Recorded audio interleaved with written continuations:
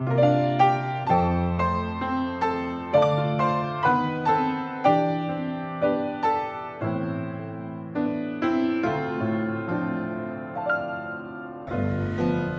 amigos, estamos una vez más estudiando la lección de Efesios, cómo seguir a Jesús en tiempos difíciles. El tema de hoy tiene que ver el efecto de la cruz en la iglesia. De qué manera la expiación de Jesús afecta positivamente, por supuesto, en la conducta de los miembros de la iglesia, cómo Dios llamó, acercó a aquellas personas que en algún momento no eran parte del pueblo de Dios, derribó el muro, logró una reconciliación. Gracias a ello nosotros podemos ser parte de la iglesia de Cristo en la tierra. Bienvenido, bienvenida a este momento de estudio de la palabra del Señor, guiado en la Biblia, y también usamos este material de la escuela sabática para que usted también, donde pueda conseguirlo, tenerlo y seguir nuestro estudio.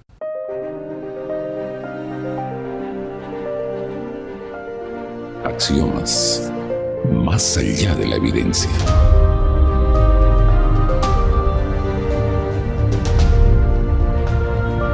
Queridos amigos, estamos aquí para estudiar la lección número 5 de nuestra lección de la escuela sabática. Estamos estudiando Efesios, como lo dijimos anteriormente. Quienes nos escuchan por Radio Nuevo Tiempo, queremos agradecerles su preferencia. A quienes nos miran también en las redes sociales. Estoy aquí con dos amigos. Está con nosotros Pastor Renson Mena. Bienvenido, Renson. Por favor, un saludo a nuestra audiencia. ¿Cómo están, queridos amigos? Es una alegría poder compartir nuevamente la palabra de Dios y juntos poder estudiar este libro tan lindo que es Efesios, y hoy lo que es la bendición de lo que Jesús hizo en la cruz. Que Dios los bendiga y juntos podamos continuar aprendiendo. Está también con nosotros José Manuel Ugarteche. Bienvenido, José Manuel. Luego de tu saludo, por favor, guíanos en una breve oración para empezar el estudio. Muchas gracias, un privilegio poder participar en esta ocasión. Vamos a orar. Oremos. Padre Celestial, gracias, Señor, porque tú nos hablas a través de tu palabra. Gracias por la reconciliación, Señor, que tú nos ofreces a través de tu Hijo, y también, Señor, contigo y con nuestros semejantes. Pedimos que nos guíes en este estudio en nombre de Jesús nuestro Señor. Amén. Amén. Nuestro tema titula Expiación horizontal, la cruz y la iglesia. Históricamente, en el pueblo judío especialmente, se dividía el mundo en dos partes, judíos y gentiles. ¿Quiénes eran los gentiles en esa época? Los gentiles eran aquellas personas de otras naciones que no eran propiamente del pueblo judío, no habían nacido en Israel, no habían crecido, no eran parte de la sangre de los israelitas o de los judíos específicamente. Entonces a estos se los consideraba gentiles y no hacían parte ni de las gracias ni de lo que Dios podía darles a ellos. Ellos se los consideraba inclusive inmerecedores de la gracia de Dios. Ahora, muchos de los miembros, o la mayoría de los miembros de esta iglesia de Éfeso, eran procedentes del mundo gentil. ¿Qué es lo que hace con ellos, José Manuel, de acuerdo a lo que está en el libro de Efesios? ¿Qué hace Dios con ellos? ¿Cómo Pablo describe ese papel de Dios para ayudar a que este pueblo comience también a ser parte del pueblo de Dios en la tierra? Tendríamos que leer el texto de Efesios capítulo 2, verso 13, ¿no? Ahora en Cristo Jesús dice: vosotros que en otro tiempo estabais lejos, habéis sido hechos cercanos por la sangre de Cristo. Entonces, de alguna manera, Dios o el pueblo de Israel se jactaba de tener el privilegio de ser el pueblo de Dios. Pero en Cristo Jesús ese privilegio se acabó, y ahora abre la oportunidad a todo aquel que cree en el Señor y que acepta a Jesús como su Salvador. Y ese privilegio tal vez se extendió más bien hacia los gentiles también, ya no solo del judío. Interesante leer el versículo 11, por ejemplo, dice, ¿no? Por tanto, acordaos de que en otro tiempo, está hablando a ellos mismos, miembros de la iglesia de Éfeso, que de paso se aplica ahora a nosotros, porque también nosotros procedemos de un mundo no judío, por lo tanto gentil. Dice: los gentiles en cuanto a la carne erais de la incircuncisión, por la llamada circuncisión. Había una división entre un grupo que practicaba la circuncisión y el otro que no lo era. Y ese acercamiento, ¿de qué otra manera podemos nosotros entender cómo Jesús fue produciendo esto que dice, ¿no? Habéis sido hechos cercanos, antes estabais lejanos. Renzo. Hay algo bien interesante en esto. La circuncisión era una marca, era como un sello para los judíos. El que no estaba circuncidado no era parte del pueblo, por tanto, inmerecedora de la gracia. Pero ahora el apóstol Pablo, en el capítulo 2, nos dice que en otro tiempo estaban sin Cristo, en el verso 12. Estaban sin Cristo, excluidos de la ciudadanía de Israel. Imagínense, excluidos. O sea, ellos no tenían opción. Estaban perdidos por haber nacido en un lugar distinto y no haber tenido la sangre judía. Pero mismo que estaban ajenos a los pactos de la promesa, sin esperanza y sin Dios en el mundo, en Cristo estamos acercados. Eso quiere decir que ya no están lejos, sino ahora podemos tener esa cercanía y podemos ser parte de. ¿Cuán cercanos o cuán lejanos nosotros estaremos de Dios o estamos en algún momento de Dios? Y cómo Dios va haciendo todo lo necesario para acercarnos, así como al pueblo gentil en esa época. Hay un versículo, el versículo 14, José Manuel, dice, porque de Él es nuestra paz, refiriéndose a Jesús, que de ambos pueblos, judíos y gentiles, derribando la pared intermedia de separación. ¿A qué pared se refiere aquí Pablo? Bien, en este caso es necesario conocer un poquito de historia y el templo en sí cuando estudiamos en la Biblia. Entonces el templo podemos compararlo de alguna manera con una prisión, ¿no? En una prisión tiene sus muros para evitar la fuga de los reos, y dentro también tiene sus divisiones, ¿no? para los reos. Claro, en este caso del templo, cuando se habla del templo, el templo tenía esas características también. Tenía un muro que ya se consideraba el ingreso al templo, ingresar a estos muros. Pero el templo en sí, el santuario, tenía otro lugar dentro de estos muros. Y en ese atrio, en ese patio, los judíos habían hecho lugares para los que son gentiles y un lugar más privilegiado para el que era judío. Había literalmente, bueno, el templo estaba construido en base al santuario, ¿no? Con las partes, lugar santo, lugar santísimo, un atrio, pero fuera del atrio había otro muro que limitaba el acceso a los gentiles, y se dice literalmente que era un muro de 1,20 m más o menos, donde cada ciertos metros se ponía en griego y en latín una prohibición de poder ingresar allí. El que ingresaba inclusive podía ser ejecutado con pena de muerte.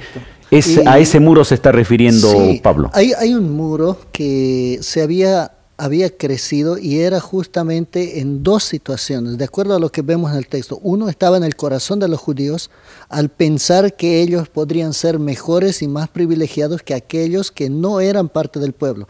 Segundo, ellos habían establecido muros reales de acceso para los gentiles. Pero acá nosotros vemos que ese muro tiene que quedar quebrado, y quedó quebrado. ¿Cuándo? Cuando Cristo vino. En Cristo no hay una diferencia entre si es judío tiene más privilegios y el que no es no, o así. Al contrario, Dios ama a todos de manera igual. Por eso hace un momento decía, ¿no? Estaban excluidos sin ciudadanía, pero en Cristo ahora la ciudadanía no es propia del pueblo de Israel. Este asunto de muros y separación entre un grupo y otro nos lleva también a una reflexión, ¿no? Como iglesia, en el lugar donde asistimos, si realmente nosotros estamos eliminando aquellos muros, barreras que a veces impiden por clase social, por condición de la persona, y Jesús vino justamente a hacer un solo pueblo. Más adelante vamos a ver cada uno de esos detalles, y qué bendición que nosotros ahora también podamos ser parte del pueblo de Dios, porque así como dijimos, pertenecemos al pueblo gentil, no nacimos en el ambiente judío. Dios le dio un privilegio especial al pueblo judío, pero el propósito también era de que ellos fueran la luz del mundo, a través de ellos se irradiara el evangelio, se conociera la venida del Mesías, pero ellos habían comenzado a erigir, a levantar muros, tanto de ideas como literales. En ese muro, precisamente como decía Renson, hay que recordar estos nombres, ¿no? Circuncisión e incircuncisión. O sea, aparte del muro ya ellos tenían un estigma, ¿no?, contra los gentiles, entonces le pusieron límite y decían, ellos no pueden pasar de este lugar, nosotros somos de la circuncisión. Bueno, ahora quiero hacerles una pregunta un poquito más difícil.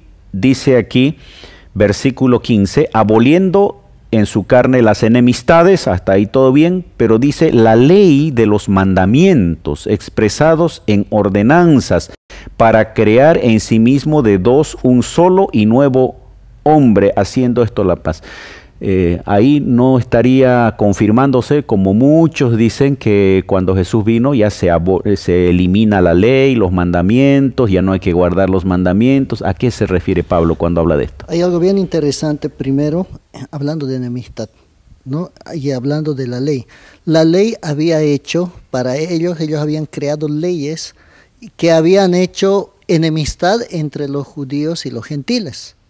O sea, leyes que delimitaban, que daban privilegios, leyes que dividían al pueblo. Por eso esta palabra que dice enemistad, ektros, en el griego, o ektram, tiene que ver con ektros, que es prácticamente enemigo. O sea, no era enemistad, pareciera una palabra que no es tan fuerte, no tengo amistad con él, estoy en enemistad, digamos, pero enemigo es diferente. Y justamente esta palabra tenía que ver, habían hecho de los gentiles y judíos enemigos.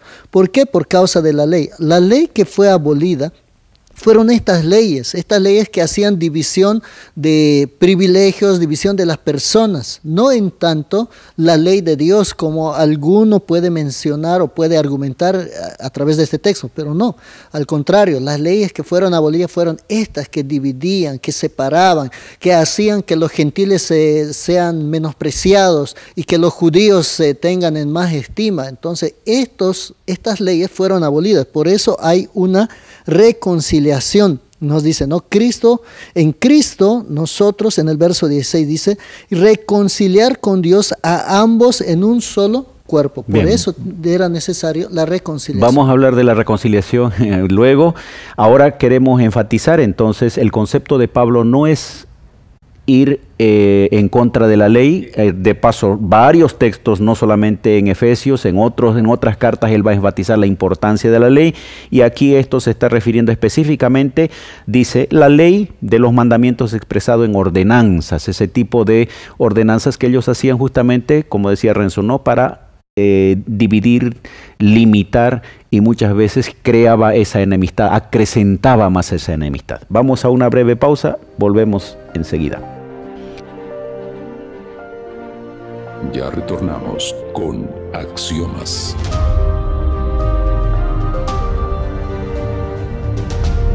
Queridos amigos, estamos hablando sobre la obra que Dios hizo para unir dos pueblos, un pueblo judío, un pueblo gentil, y cuán importante es que nosotros entendamos aquello, porque también en nuestra iglesia local podemos generar de alguna manera cierta división, ciertas barreras para personas que tal vez no tienen la misma fe, pero que Dios también los llamó a pertenecer a su pueblo.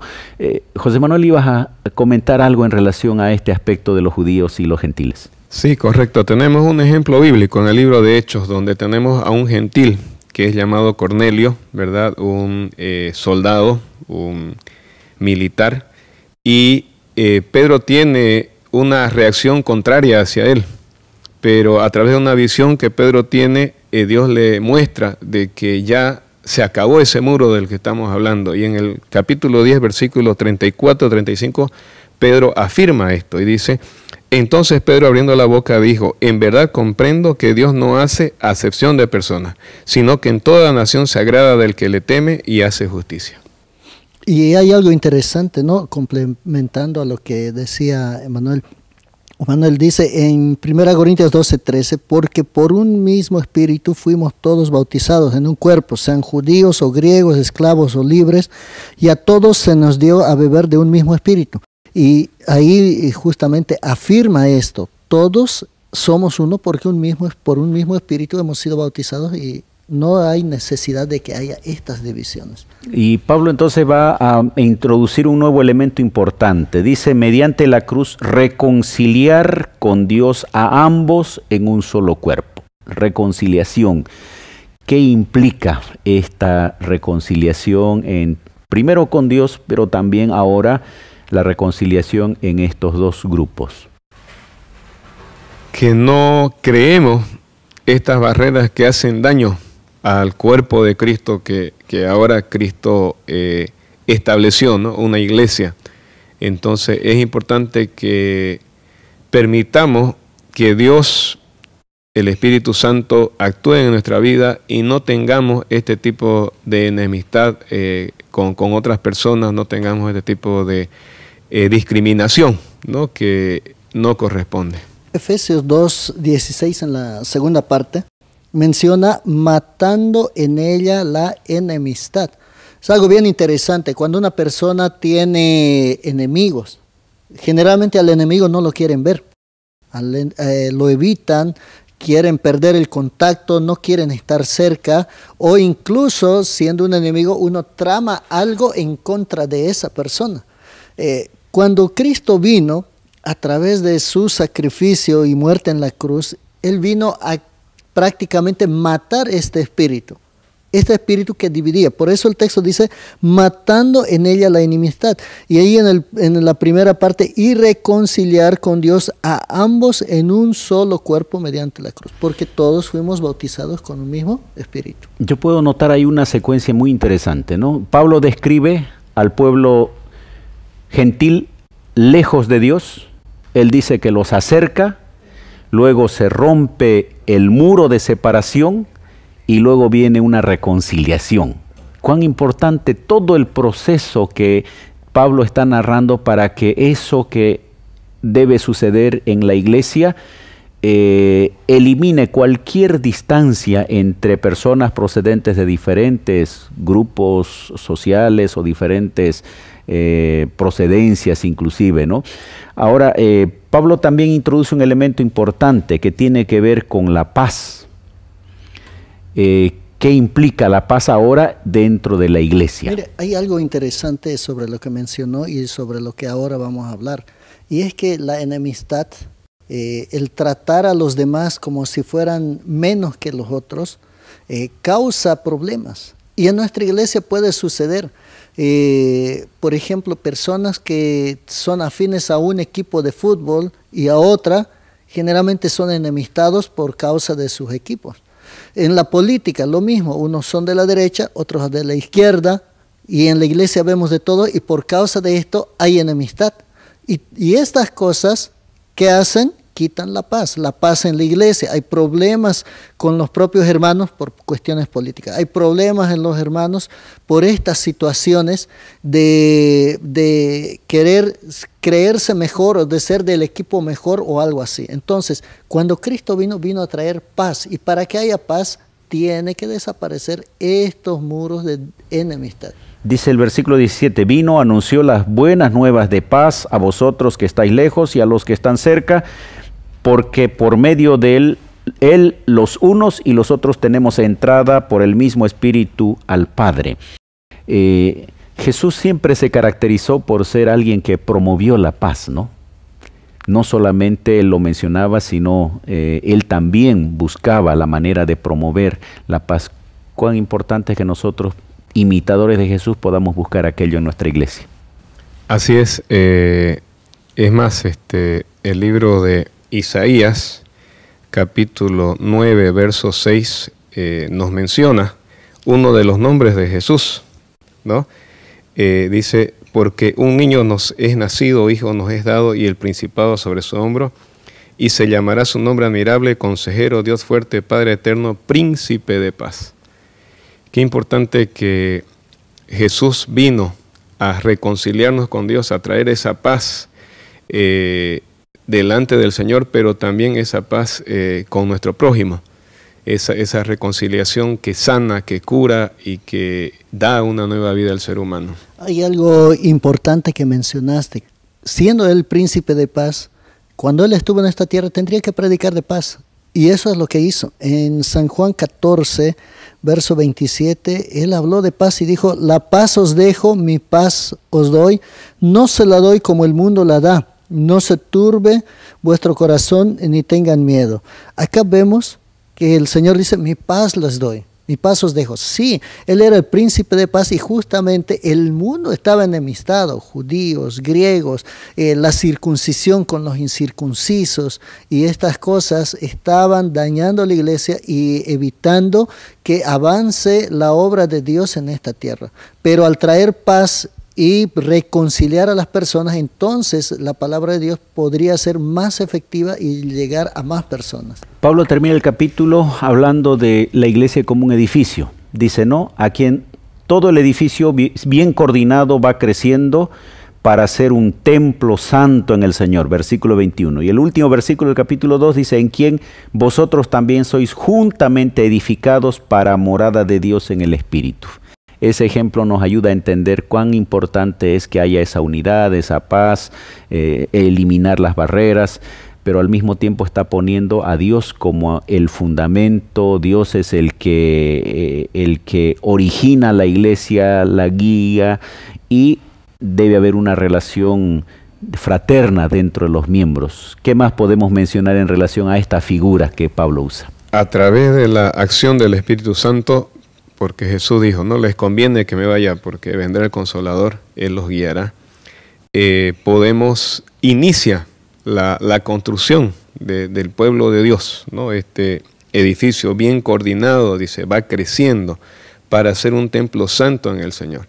Entonces, la sociedad espera que en la iglesia haya este crecimiento del pueblo de Dios en amistad, en confraternidad, en paz, es decir, que se demuestre aquello que predicamos. Y ese ya no es un templo físico, ese es un templo, diríamos, social, donde la iglesia son las personas y cada uno va aportando en el crecimiento. Hay algo bien interesante sobre el templo.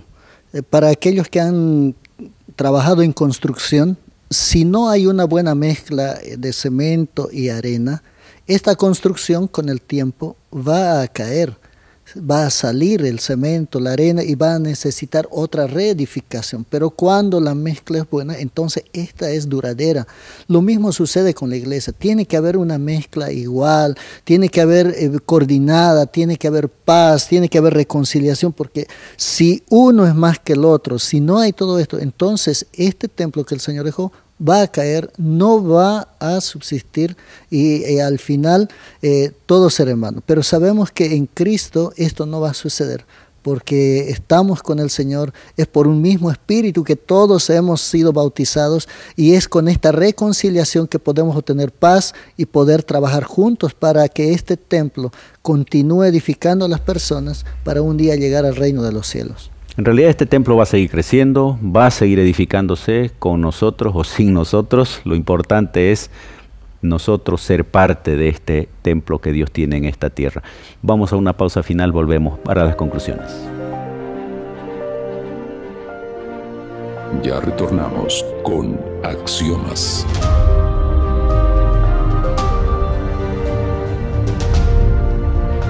Queridos amigos, hemos llegado al final de esta lección. Hemos visto la influencia, el efecto de la cruz en la iglesia. Quiero agradecer a los dos invitados de hoy. Gracias, Renson, por estar con nosotros. Por favor, algunas palabras de conclusión. Con Cristo todos somos reconciliados. Debemos vivir en armonía y en paz. Quizás lo primero que Satanás va a atacar en la iglesia, en este templo, es la unidad y esa armonía que tiene que haber. Procuremos mirar a Cristo y vivir en paz, en armonía, con la reconciliación que el Señor nos da. Y que su cruz y su muerte en la cruz sea justamente eso, ¿no? Una relación horizontal donde todos podamos mirarnos los unos a los otros como uno mismo. Igualmente, gracias José Manuel por acompañarnos en este estudio y algunas palabras que quieras mencionar. Gracias a un tema muy necesario en nuestra vida, que la reconciliación con Dios y la reconciliación con nuestro prójimo en la iglesia y fuera de ella sea una realidad en tu vida y en mi vida. Que Dios los bendiga. Queridos amigos, Jesús vino a hacer una diferencia en nuestras vidas y también en nuestras relaciones dentro de la comunidad que se llama Iglesia, el Cuerpo de Cristo. Que cada uno de nosotros pueda aportar para que esa iglesia se vaya edificando y preparándose para su pronto retorno. Dios les acompañe.